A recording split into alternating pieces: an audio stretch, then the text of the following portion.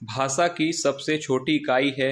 Option A पद, B शब्द, सी व्यंजन या ऑप्शन डी वर्ण। तो देखिए भाषा की सबसे छोटी इकाई को क्या कहा जाता है और ये प्रश्न पूछा जाता है, तो ध्यान से इसका आंसर देखिएगा।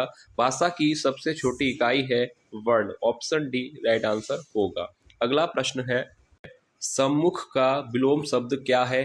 ऑप्शन ए उन्मुख, बी विमुख, सी अधिमुख या ऑप्शन डी प्रमुख। तो राइट आंसर क्या होगा? सम्मुख का विलोम क्या होना चाहिए? तो देखिए राइट आंसर याद रखिएगा, ऑप्शन बी राइट हो जाएगा, सम्मुख का विलोम होता है विमुख। क्लियर है आपको? अगला प्रश्न है, मृगनयनी में कौन सा समास है? ऑप्शन ए तत्पुरुष समास, बी कर्मधारय समास, सी बहुव्रीहि समास या ऑप्शन डी द्विगु समास। तो राइट आंसर क्या होगा? मृगनयनी में कौन सा समास होगा? और ये प्रश्न परीक्षा में पूछा जाता है, समास से ये प्रश्न आता है कि मृगनयनी में समास बताइए। तो देखिए द्विगु समास यहाँ पर ऑप्शन डी नहीं होगा, क्योंकि प्रथम पद संख्यावाची होना चाहिए, तो ऑप्शन डी तो गलत है। बहुव्रीहि समास क्या कहता है कि जहां पर दोनों पद की प्रधानता ना हो बल्कि किसी तीसरे पद की प्रधानता हो, वहां पर बहुव्रीहि समास होता है। और यहाँ पर ऑप्शन बी राइट आंसर हो जाएगा, कर्मधारय समास। कर्मधारय समास यहाँ पर राइट आंसर होगा, क्योंकि मृगनयनी यानी मृग के समान नयन है जिसके, तो राइट आंसर हो जाएगा ऑप्शन बी कर्मधारय समास। याद रखिएगा। अगला प्रश्न है, स्वर संधि के कितने भेद होते हैं? ऑप्शन ए 2, 4, 5 या 3। तो राइट आंसर क्या होगा? स्वर संधि के भेद कितने होते हैं? तो राइट आंसर याद रखिएगा, आपसे पूछा गया है स्वर संधि के, तो स्वर संधि के कितने भेद होते हैं? 5। याद रखिएगा। अगर आपसे पूछा जाता कि संधि के कितने भेद होते हैं, तब आंसर होता 3। कौन कौन से होते हैं? स्वर, व्यंजन और विसर्ग। पर यहाँ पर आपसे पूछा गया कि स्वर संधि के भेद बताइए, तो राइट आंसर होगा 5। कितने भेद होते हैं? 5। याद रखिएगा।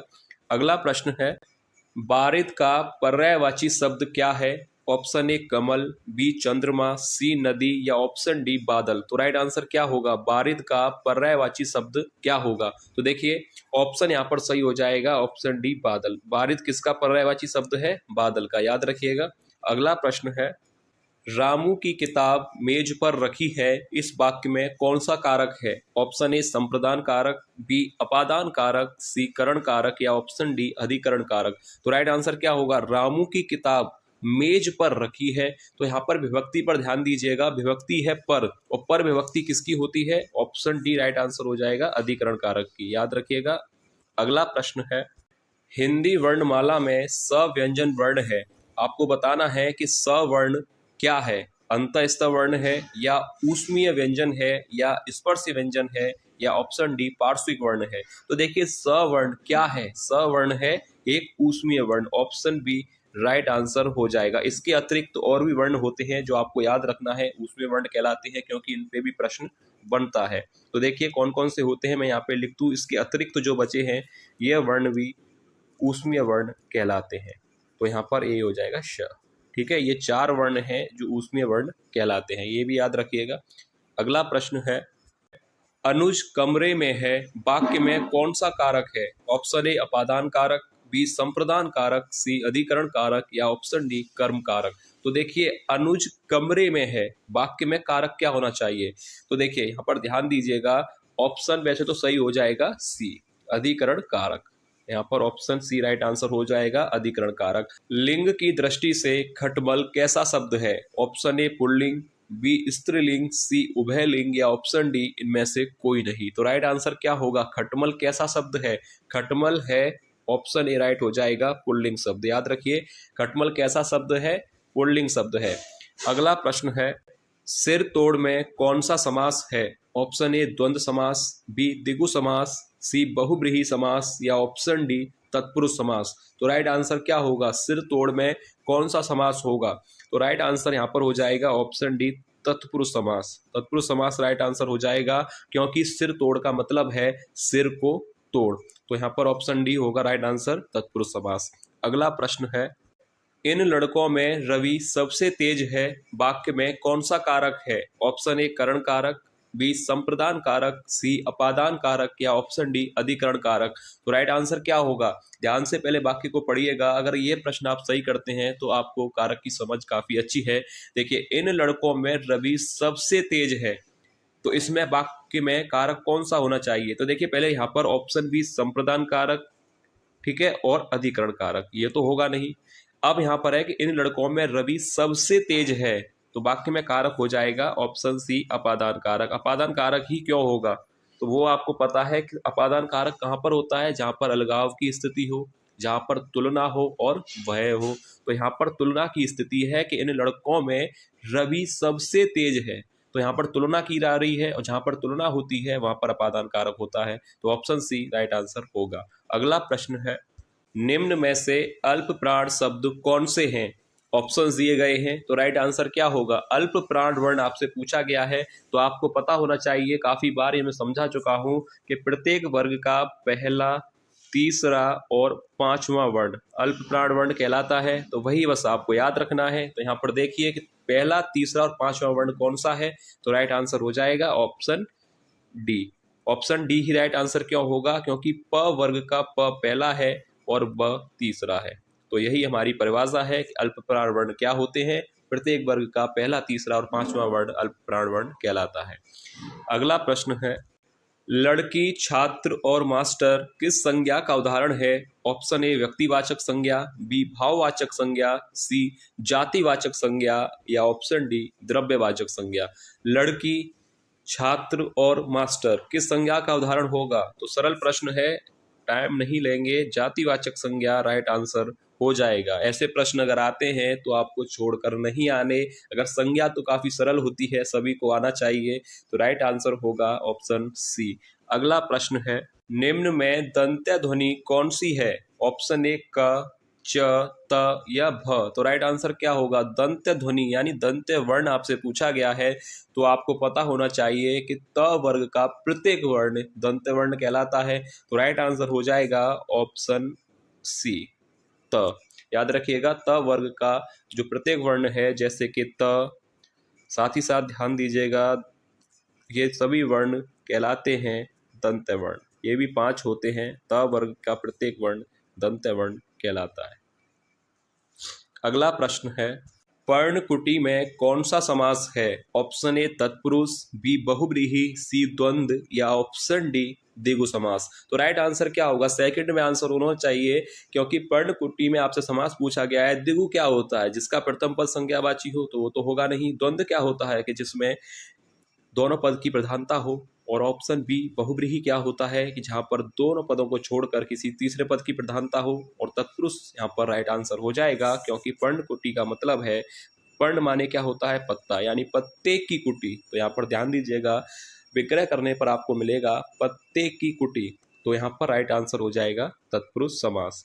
अगला प्रश्न है, अमृत का विलोम शब्द है। ऑप्शन ए अर्क, बी पीयूष, सी मधुर या ऑप्शन डी विष। परीक्षा का सबसे पसंदीदा प्रश्न है कि अमृत का विलोम शब्द क्या होता है, तो सरल प्रश्न भी है, ऑप्शन डी विष होता है। याद रखिएगा, अमृत का विलोम शब्द होता है विष। अगला प्रश्न है, जिस स्त्री का पति जीवित है, वाक्यांश के लिए एक शब्द क्या होगा। ऑप्शन ए पतिव्रता, बी सधवा, सी विवाहिता या ऑप्शन डी अनुरक्ता। क्या कहा जाएगा, जिस स्त्री का पति जीवित है उसके लिए वाक्यांश के लिए एक शब्द क्या होगा। यह भी प्रश्न पूछा जाता है, इंपोर्टेंट प्रश्न है, तो राइट आंसर क्या होगा। तो देखिए, जिस स्त्री का पति जीवित है, वाक्यांश के लिए एक शब्द होता है सधवा, कहा जाता है, ऑप्शन बी राइट आंसर हो जाएगा। अगला प्रश्न है, मुद्री का तत्सम शब्द है। ऑप्शन ए मुद्री, बी मुंदरी, सी मुद्रिका या ऑप्शन डी मुंद्रिका। तो राइट आंसर क्या होना चाहिए, मुद्री का तत्सम शब्द क्या है। हर टॉपिक से एक एक प्रश्न लिया जाता है ताकि आपकी तैयारी अच्छी तरह से हो सके। तो मुद्री का तत्सम शब्द हो जाएगा ऑप्शन सी मुद्रिका। ऑप्शन सी राइट आंसर होगा। अगला प्रश्न है, अरण्य का पर्यायवाची शब्द नहीं है। ऑप्शन ए कांतार, बी आभारी, सी कुलीन या ऑप्शन डी सस्य। तो राइट आंसर क्या होगा, पहले तो आप प्रश्न सही कर लीजिएगा। प्रश्न है कि अरण्य का पर्यायवाची शब्द है, यहाँ पर होना चाहिए शब्द, आपको बताना है कि पर्याय शब्द कौन सा होगा। तो देखिए, अरण्य का अर्थ क्या होता है, अरण्य यानी जंगल, और जंगल का पर्याय क्या होगा, कांतार। ऑप्शन ए राइट आंसर होगा। याद रखिएगा, अरण्य, कांतार, जंगल ये सभी पर्याय शब्द हैं, पूछे जाएं तो ध्यान रखिए। अगला प्रश्न है, जनार्दन किसका पर्यायवाची शब्द है। ऑप्शन ए भगवान राम, बी भगवान विष्णु, सी भगवान श्री कृष्ण या ऑप्शन डी ब्रह्मा जी। तो राइट आंसर क्या होगा, जनार्दन किसका पर्यायवाची शब्द होगा, तो याद रखिएगा किसका होता है, यह होता है ऑप्शन बी भगवान विष्णु का, याद रखिएगा। अगला प्रश्न है, शुद्ध वर्तनी वाले शब्द का चयन कीजिए। ऑप्शंस दिए गए हैं, तो आपको बताना है कि किस शब्द की वर्तनी शुद्ध है। सुषमा लिखा गया है, तो आपको बताना है कि सही तरह से कौन सा शब्द लिखा है। तो ऑप्शन देखिए, राइट आंसर हो जाएगा ऑप्शन पहला ही सही हो जाएगा, सुषमा। यहाँ पर सही लिखा गया है, वर्तनी आपसे पूछी गई थी, तो ऑप्शन ए राइट आंसर होगा। ठीक है, अगला प्रश्न है, निम्नलिखित शब्दों में कौन सा विशेषण है। ऑप्शन ए क्रोधी, बी कंटक, सी चुनौती या ऑप्शन डी राही। यहाँ पर राही है, तो देखिए विशेषण आपसे पूछा गया है, तो राइट आंसर क्या होगा। विशेषण क्या होता है, जो शब्द संज्ञा व सर्वनाम की विशेषता बताता है विशेषण कहलाता है। तो राइट आंसर हो जाएगा ऑप्शन ए क्रोधी, यहाँ पर राइट आंसर हो जाएगा। अगला प्रश्न है, रमेश जयपुर से दिल्ली गया वाक्य में कारक है। ऑप्शन ए संप्रदान कारक, बी अपादान कारक, सी अधिकरण कारक या ऑप्शन डी कर्म कारक। तो राइट आंसर क्या होगा, रमेश जयपुर से दिल्ली गया। तो यहाँ पर विभक्ति देखिए, पहले सबसे पहले देखिए विभक्ति, विभक्ति है से। अब से विभक्ति किसकी होती है, राइट आंसर यहाँ पर हो जाएगा ऑप्शन बी अपादान कारक की। बस सरल प्रश्न है, विभक्ति देखिए और आंसर हो जाएगा। अपादान कारक ही क्यों होगा, क्योंकि जहाँ पर आवागमन की स्थिति होती है वहां पर भी अपादान कारक होता है। जैसे रमेश जयपुर से दिल्ली गया, ठीक है, तो यहाँ पर याद रखिए ऑप्शन बी अपादान कारक होगा। अगला प्रश्न है, शुद्ध वर्तनी वाला शब्द है। ऑप्शन ए वजीफा, बी रासायनिक, सी प्रतिष्ठा या ऑप्शन डी स्थायी। तो राइट आंसर क्या होगा, शुद्ध वर्तनी किस शब्द की है। तो सरल प्रश्न है, ऑप्शन सी राइट आंसर होगा। प्रतिष्ठा यहाँ पर सही लिखा गया है, बाकी वजीफा गलत है। रासायनिक नहीं होता, रासायनिक होता है। और स्थायी यहाँ पर गलत है, क्योंकि ई की जगह आना चाहिए यहाँ पर, याद रखिए। स्थायी ऐसे लिखा जाएगा, ई यहाँ से हटा दीजिए। अब देखिए स्थायी बिल्कुल सही है, पर यहाँ पर ऑप्शन सी राइट होगा, प्रतिष्ठा। अगला प्रश्न है, शताब्दी शब्द में कौन सा समास है। ऑप्शन ए द्वंद्व समास, बी द्विगु समास, सी तत्पुरुष समास या ऑप्शन डी बहुब्रीहि समास। तो राइट आंसर क्या होगा, शताब्दी शब्द में कौन सा समास होगा। सरल प्रश्न है, ऑप्शन बी यहाँ पर राइट आंसर हो जाएगा, शताब्दी में समास होगा द्विगु समास। तो यह था वीडियो का लास्ट प्रश्न। जो भी विद्यार्थी पहली बार क्लास ले रहे थे, चैनल को सब्सक्राइब जरूर कर लीजिएगा, क्योंकि डेली ही ऐसे प्रश्न कराए जा रहे हैं चैनल पर, तो आप अपनी तैयारी के लिए चैनल से जुड़ सकते हैं। तो चलिए मिलेंगे नेक्स्ट क्लास में ऐसी और महत्वपूर्ण प्रश्नों के साथ, तब तक के लिए धन्यवाद।